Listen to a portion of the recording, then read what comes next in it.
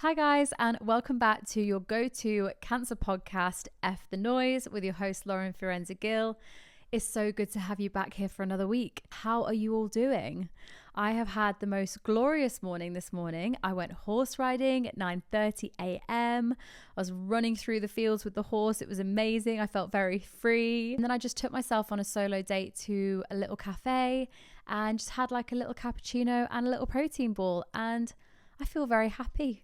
I feel very happy that I gave myself that quality time this morning to just do little things that just made my heart full and happy. So I hope you guys are doing well, whatever you're doing and whatever you have done this week. And if you haven't already, I would be truly grateful if you guys could give this podcast a follow. It just helps me connect with you guys on a deeper level, and it also helps keep you guys updated with all the new episodes and more exciting updates. Whatever you've done in the week so far, I hope you've had a good week. If it's been a bit challenging, know that you're here today. You're listening to this podcast. I'm here for you. Gonna get through it together. And keep that head held high. And if you are tuning in for the first time, welcome. Welcome to this F the Noise cancer community. And I'm sure you guys have already seen from today's podcast episode name, we're going to chat all things Hodgkin's lymphoma. I had stage 4 Hodgkin's lymphoma when I was 25. And in my opinion, it literally came out of the blue. You know, there's certain things that I have now realized may have put me in a higher risk bracket of getting it.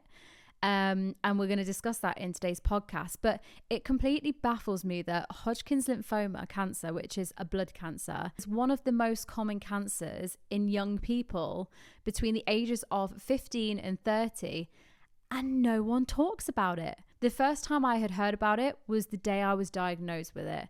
Until then, I didn't know anyone with it. I hadn't read up on anything about it. I hadn't seen it on social media. And guys, it's one of the most common cancers in young people. So today I really wanted to just break down what it is in a really easy to understand way.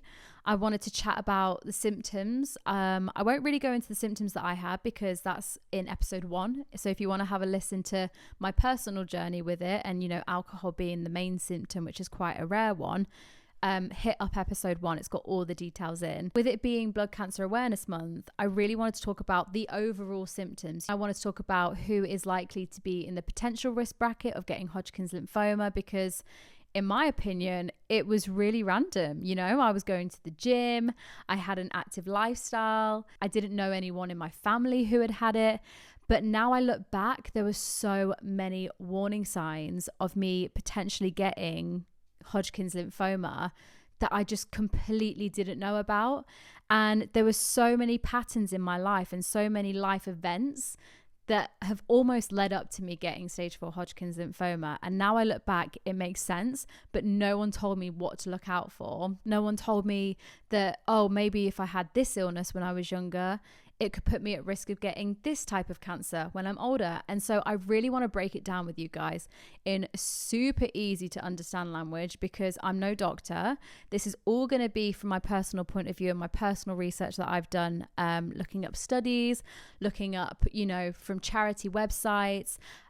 This is all like just me reading what I've read. As I said, I'm not a doctor. I'm not a medical expert. I'm not trained in medicine, but there's obviously a lot of information on charities' websites and the NHS and other articles that I've read, where I basically built together this little bundle of information to just give you guys a quick overview about what is Hodgkin's lymphoma, who is most likely to be at risk of getting Hodgkin's lymphoma, the symptoms to watch out for, and then kind of what to do if you think you may be at risk of it. So let's start with the biggest question of them all, which is, what is Hodgkin's lymphoma? So I'm going to read this from my phone because I don't want to get this wording wrong for you guys, but Hodgkin's lymphoma is a type of cancer that originates in the lymphatic system, aka the body's immune system. Hodgkin's lymphoma primarily affects your white blood cells. So these are your good guys. They are your infection fighting cells. They're there to protect you. They're there to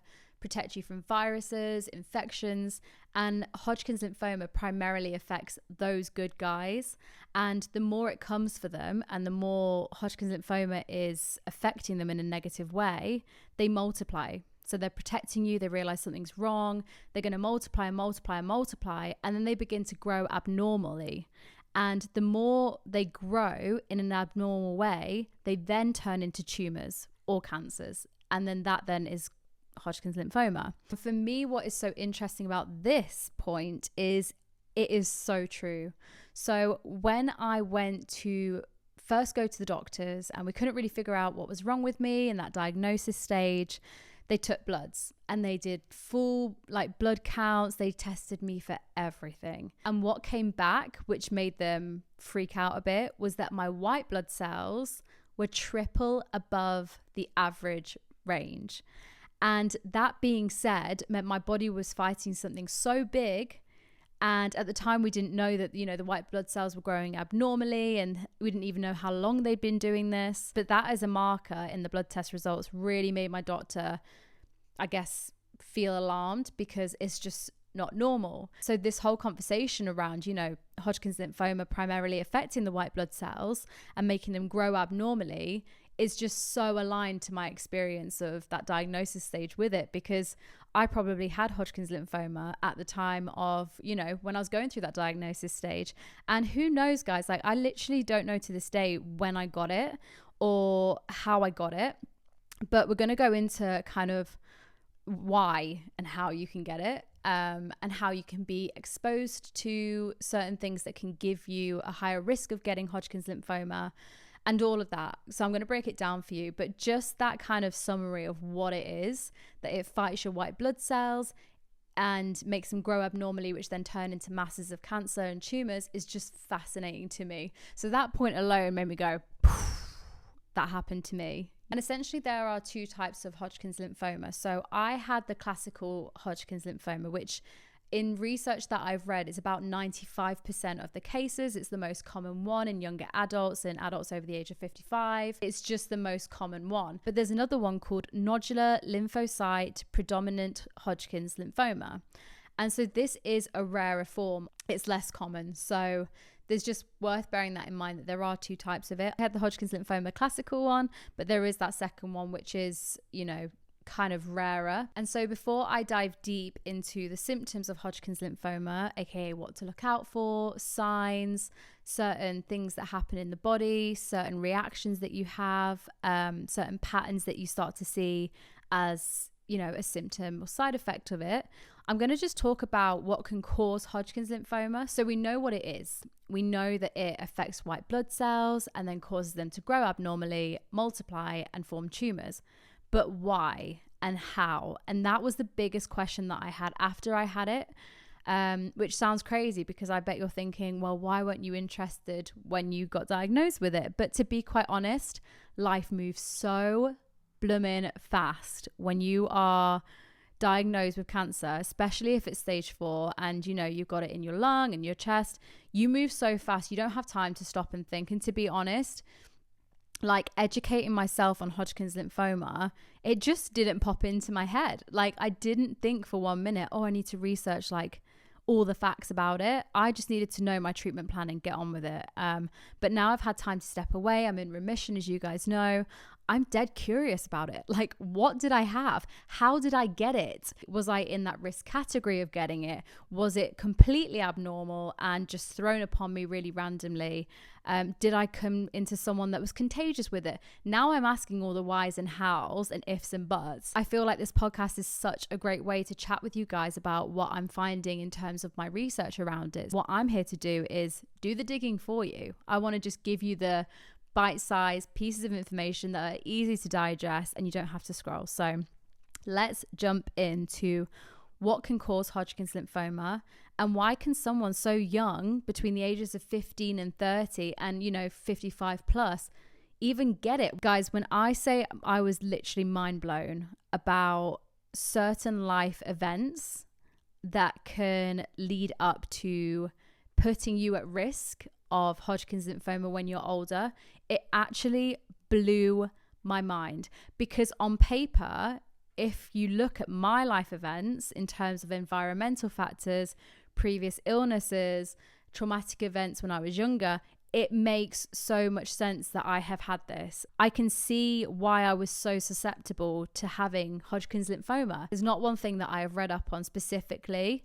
Like you can't say, oh, it's a gene in your family, or, oh, it's this type of virus that you had when you're younger will make you more susceptible. It's a multitude of different things and different causes and different events that can lead up to putting you in the high risk category. So one of the risk factors of Hodgkin's lymphoma is a family history of the disease. So I don't have any family members, to my knowledge, that have ever experienced Hodgkin's lymphoma. Like no one's been tested genetically, but you bet I am going to get a genetic test because I have to think about my future family. I want to see if any of like the genes linked with Hodgkin's lymphoma are still here. Are they dormant? Are they active? I just want to get a gene test to really understand my genetics and my personal DNA, because I think it's the responsible thing to do. Since I had stage 4, yes, I'm in remission, and, you know, I pray to God that it never comes back. I'm just aware as a 30-year-old woman that yes, I do want kids in the future. I've got my eggs frozen. If you guys have listened to the previous podcast, you'll have known that I froze my eggs when I was 25 before I started chemo. And although I don't want children right now, I do have to admit, I do feel like a heavy responsibility on me as a 30-year-old woman to think about my future children, because if I had Hodgkin's lymphoma, does that mean they'll get it? You know, do I have any DNA or genes or genetics in me from the Hodgkin's lymphoma that could be passed down?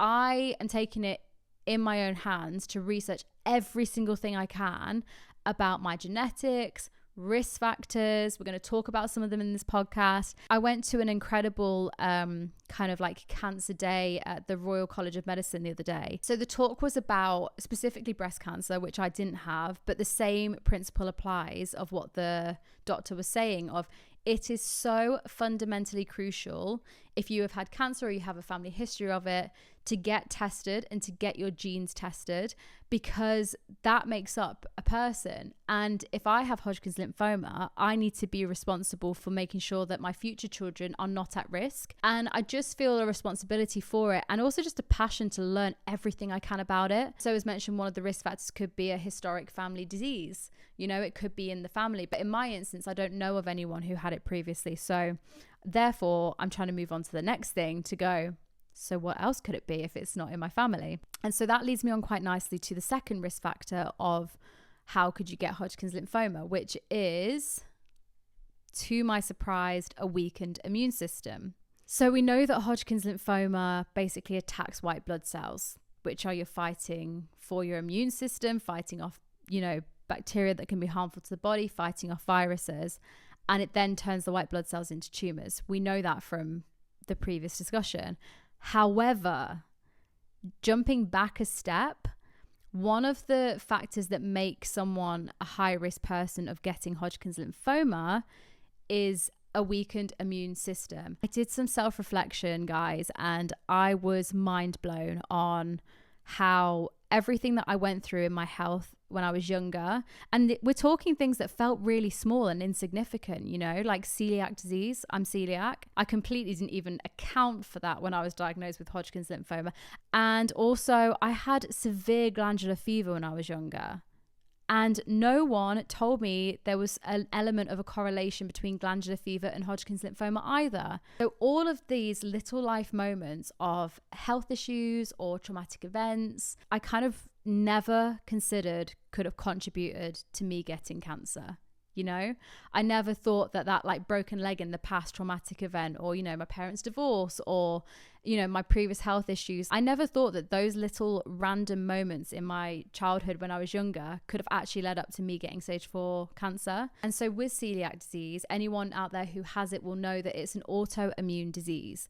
So basically it's triggered and it reacts abnormally to gluten. And so anytime you eat gluten, your immune system mistakenly thinks it's a threat to your body and starts attacking your small intestine, which then damages it and then prevents you from not getting the nutrients that you need through healthy foods. And that's why it's called an autoimmune disease. So I was diagnosed with celiac disease when I was like 13. And then I hear you guys asking, well, that sounds horrific. And what can cause celiac disease in that case? What can cause this autoimmune disease that can weaken your immune system? And that's a great question. And so basically, in a nutshell, you can get celiac disease in 2 ways. One is genetics. So one is through family. Again, I need to get my mum and dad tested because I don't know if either of them are celiac. I don't know if either of them react badly to gluten. And if they do, that's totally fine. But it would just help me better understand my body and where I got it from. Any environmental factors like, divorce or traumatic events when you're younger, breaking a leg, could basically trigger your immune system into having that reaction to gluten and therefore becoming an autoimmune disease, which is, celiac disease. So that is one absolute golden black and white given of how my immune system was weakened at a younger age. So I was about 13 when that happened. And so if celiac disease isn't one thing, the autoimmune disease that weakens your immune system if you have gluten, what else in my life has caused my immune system to be weak, or what other life events have basically come up that could have caused stress that weaken my immune system? And then I find a golden gem. And when I say a golden gem, I mean, I could not believe that when I was diagnosed with Hodgkin's lymphoma, this point of a past illness was not brought up to me once, of being a high risk factor that could have led to me getting Hodgkin's lymphoma. Like, it actually blows my mind that no one had this discussion or put two and two together and said, oh yeah, you had that when you were younger. That's probably why you are at such a high risk of getting Hodgkin's lymphoma. It actually blows my mind. So the next thing that I have that has caused my immune system to be so weak is glandular fever. So I got glandular fever only a couple of years after I was diagnosed with celiac, which is already wrecking my immune system the more I eat gluten, right? I probably caused enough damage as a kid eating fries and stuff. I actually didn't know the cause of it until I researched it, and it's shocking to me in terms of its such strong, clear correlation with Hodgkin's lymphoma. So glandular fever is caused by infection with a virus called Epstein-Barr virus infection. It's a common virus that most people are exposed to at some point in their lives. In many cases, the virus causes mild or no symptoms. But in some individuals, it leads to glandular fever, which is what I had. I was in hospital for 2 weeks on a drip because I couldn't drink water because my tonsils and my glands were so big. I couldn't swallow food. I had to be fed by a drip. It was horrific. So the common symptoms of Epstein-Barr virus are very common to say you have glandular fever or flu or a cold. It's fever, it's sweats, it's raised lymph nodes and glands. So you might feel like little bean-sized lymph nodes that are swelling around your neck area, your armpit, your groin.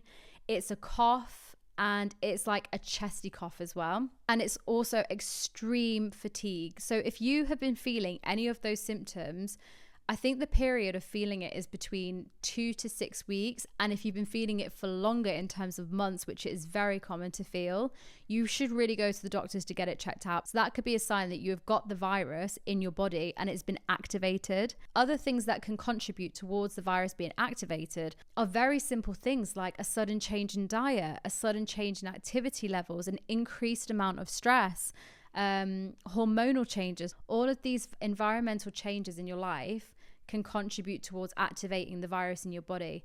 If you've had any increased stress thing where you feel like your body's just not behaving the way it's normally behaving, go get it checked out. It's better to be safer than sorry. Bearing in mind what we've just spoken about is glandular fever is caused by an infection with Epstein-Barr virus. Now get this. Research has shown that Epstein-Barr virus infection can increase the risk of developing Hodgkin's lymphoma later in life. The virus can persist in the body long after the symptoms of glandular fever have gone, and in some cases, it may contribute towards the development of certain cancers, including Hodgkin's lymphoma. In particular, Epstein-Barr virus can be found in the cancerous cells of a significant proportion of Hodgkin's lymphoma cases, especially in young adults. I don't know what else to say in terms of stating that is a correlation. I've not gone deep enough yet into research to understand how strong that correlation is. But guys, is it just me, or is there not like a black and white correlation between having glandular fever and the EBV, the virus, and then Hodgkin's lymphoma, and that virus being found in significant proportion of people with Hodgkin's lymphoma? Like, I don't know how much clearer that needs to be in terms of a correlation between people with glandular fever and the risk of developing Hodgkin's lymphoma. And what really blew my mind is people with glandular fever, that virus might even lie dormant in them for a long time until it's triggered by something like an environmental change or trauma or stress or lifestyle change or even diet change. And then all of a sudden that change to the body, the lifestyle, the environment can trigger it to become active from dormant and turn into Hodgkin's lymphoma. But you bet I am not leaving this here. I am going to research more. I'm going to get someone on this podcast and we're going to talk about the linkage between celiac disease, glandular fever, and Hodgkin's lymphoma. And you bet we're going to bring up this EBV virus because there is a correlation there. And I really am passionate about digging deeper into this because I know so many people that are celiac. And I know the severity of celiac, obviously being an autoimmune disease where it attacks your own body, is so severe. And, you know, I know that I try and avoid gluten and sometimes I eat a bit of gluten, but I really think there needs to be more research or more increased learning from my side of the actual strength of that linkage between having a weakened immune system, an autoimmune disease like celiac versus the risk of getting Hodgkin's lymphoma, because there needs to be that middle gap, in my opinion, of education. For example, when I was diagnosed with glandular fever and celiac disease, no one mentioned the risk of getting a type of blood cancer in the future. And I'm only finding that now as I'm retracing my previous journey in terms of my medical history. I'm going to make it my mission, guys, to bring you that level of information. I don't want you to freak out if you're celiac to be like, oh my God, am I at risk? Because I just don't know the level of risk. You know, there's a correlation between a weakened immune system and me personally having celiac disease and glandular fever and then getting Hodgkin's lymphoma. So I want to talk about it because I feel like no one does and no one has spoken to me about it. And I do think it's important to be aware, but I'm going to bring some experts on at some point to actually give me the facts, to give me the level of risk, to give me the correlation strength. So we will talk about that. So we've covered what is glandular fever. We've covered what are the risk factors associated with developing glandular fever, everything from family genetics and previous family diseases to environmental changes to the weakened immune system to previous medical conditions that you might have had. And with it being Blood Cancer Awareness Month, I want to end this podcast on what are the symptoms of Hodgkin's lymphoma to look out for.